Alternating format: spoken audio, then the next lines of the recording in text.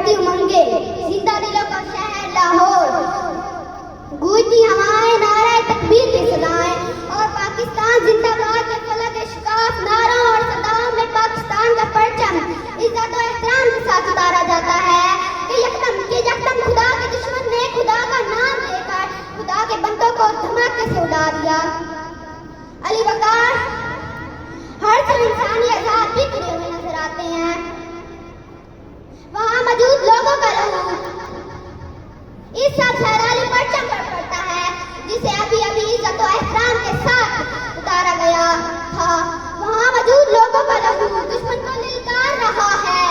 वहां मौजूद लोगों का लहू जदीदियत को हुसैनियत का पैगाम सुना रहा है। सदर अली वकार 6 सितंबर का सूरज को हालात को सौगवार बनाए डूब जाता है, लेकिन जनाबे वाला अगले ठीक 24 घंटे बाद दुनिया ये मंजर भी देखती है कि जिन जगह की बू खून से भरी हुई थी उसी जगह पर वही शायरी जीवे जीवे पाकिस्तान के नारे लगाते हुए ये नौईद सुना रहे थे।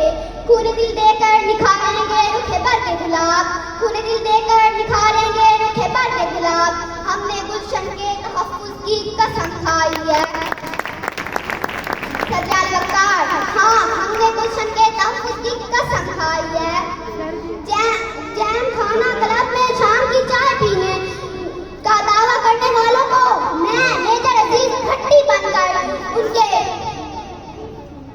ख्वाबों को जमीन में मिला देती हूँ। सदर वकार, हाँ हमने गुलशन के तहफ्फुज़ की कसम खाई है। सदर वकार के राशिद मिन्हास बनकर दुश्मनों के प्यारे का रुख मोड़ देती हूँ और इसके नापाक इरादों को जमीन पोश करती हूँ।